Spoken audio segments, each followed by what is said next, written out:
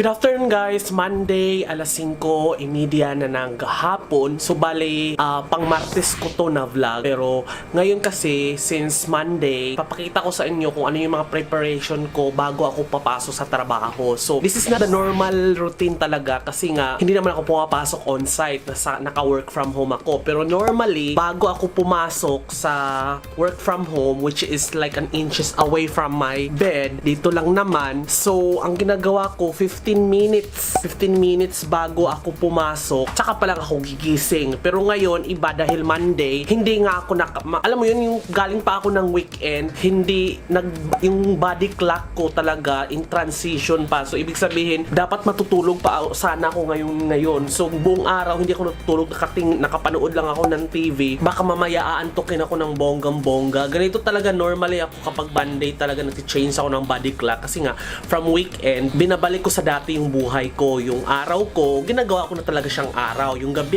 gabi, natutulog talaga ako. So ngayon, balik na naman ako sa panggabi ngayon. So, ang hirap dahil hindi pa ako natutulog. So, maya baka maantok ako mamaya. So, since hindi pa naman ako natutulog, so napagdesisyonan ko na magluluto at magpe-prepare ako mamaya para hindi na ako kikilos at magmamadali mamayang lunch or break. Bago ako magtrabaho, kakain muna ako. So, ngayon, ang gagawin natin is papakita ko sa inyo dahil magluluto na naman ako ng pang-baon ko sa work from almusal na parang hapunan ba yung tawag doon or nalilito na rin ako sa sarili ko. Let's go!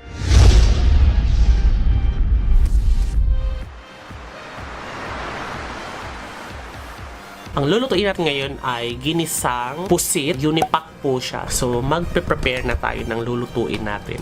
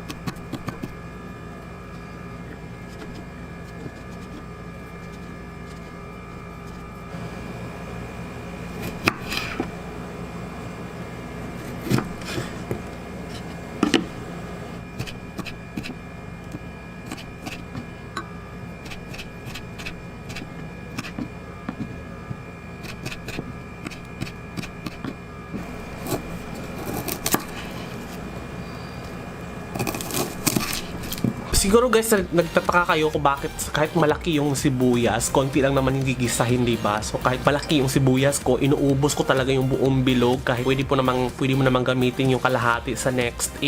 Bawal po yun. Hindi naman bawal, pwede namang gawin. Pero ang problema kasi doon is, yung pag ipasok mo siya ulit sa ref, since nag-absorb ang sibuyas ng bakterya. So antibacterial kasi siya, may agent na antibacterial. So na-absorb niyo yung mga bakterya na nasa ref. At pag yun ay hiniwa mo yung kalahati para next, madumi na siya. So, mas maganda ubusin talaga. So, good thing yung nabili ko ngayon is maliliit. So, talagang sakto lang siya para ubusin yung isang bilog.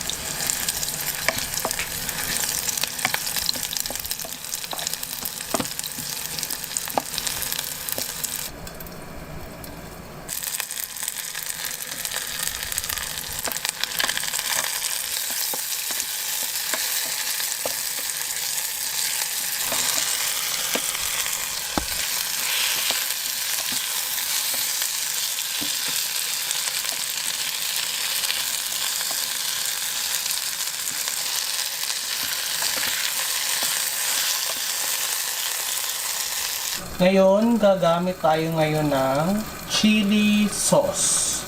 Chili sauce po ito.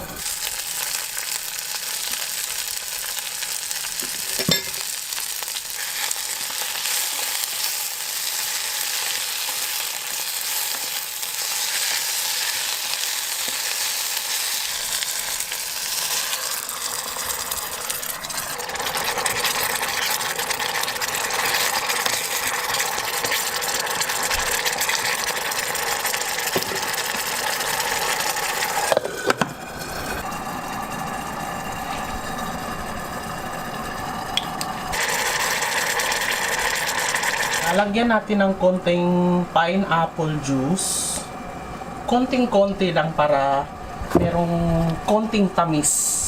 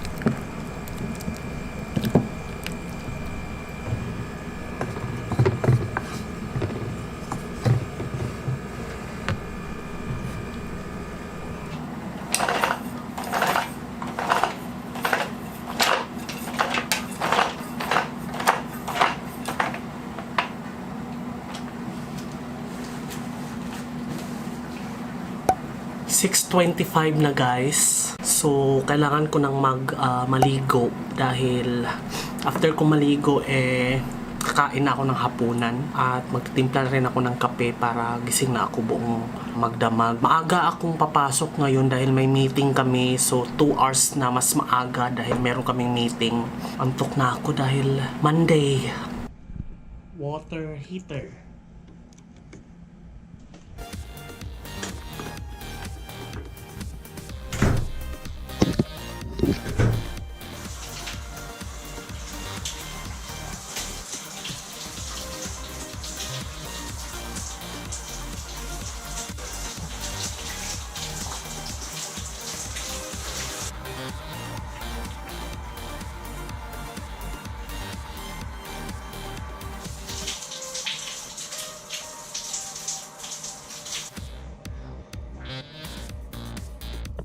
Medyo malinis na yung mukha ko.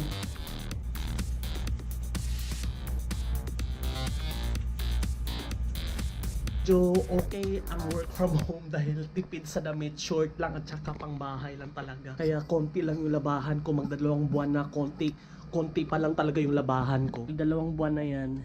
Magandang medyo okay na damit kasi may meeting tayo ngayon. There! Fresh na po tayo guys. Ready to work na po tayo. So, maaga ngayon ang call time namin ng 2 hours. Overtime naman yun. Bayad naman yung mas maaga kami ng 2 hours dahil may meeting kami with the management. Kwento ko lang pala sa inyo guys, kanina kung may kumatok dito na guard, nagbigay sila ng resident information sheet. So, kailangan ng mga census kung sino yung kasama ko, or ako lang ba mag-isa, or may driver ba ako, or may maid, mga ganon-ganon drama sa buhay. Meron silang ganon. Ngayon lang sila actually yung una ko pang na-fill upan to nung lumipat ako way back 2016. 16 ba ako lumipat dito or 17? 2017 pala ako lumipat dito. So, 17 or 18. Basta hindi ko nakalimutan. Hindi ko na magto 2 years na nga eh. Tamang 2 years ba? Kasi magdadalawang Pasko na ako dito eh. So, yun. fill upan ko to para update ng census namin dito. Mahigpit na kasi sila ngayon eh. Mag-online na ako, i-ready ko na yung aking computer. So, napapansin niyo yung computer at keyboard ko, tinatabi ko talaga siya pag weekend kasi I never ever use my work from home equipments for personal use dahil may computer naman ako, ba't ako gagamit ng ano. Though mahirap kasi pag ibalik makikita nila yung browsing history ko, may mga Pornhub, diba? So hindi na ako gumagamit dito. Though pwede naman kaming mag Facebook dito, meron naman akong laptop kasi that's direct to edit. Lahat ng mga files ko nasa laptop ko kasi. 2,000 years later. There you go guys! Tinikman ko na siya. Yan o, ang sarap.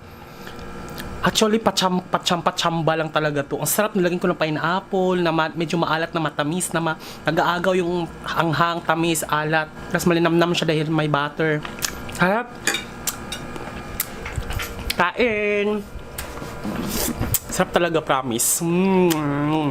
Thank you for watching guys at sana nagustuhan niyo po itong aking vlog na cooking about sa pagisa ko at kung ano ng mga patsamba-tsamba na mga ingredients. Ang sarap pala niya talaga. Gusto ko siyang lagyan ng mga raisin or pasas para at least may pag kumain ka ng maalat may kagat ng tamis pero wala kasi akong pasas na nabili. So yun lang guys. Thank you so much. At kung meron kayong comment about this video, just comment down below sa comment box dyan sa baba. Nagustuhan niyo ba to? Gagawa pa ako ng more ng ganito. So, this has been Jonathan Orbuda saying keep smiling because life is worth celebrating for. Bye!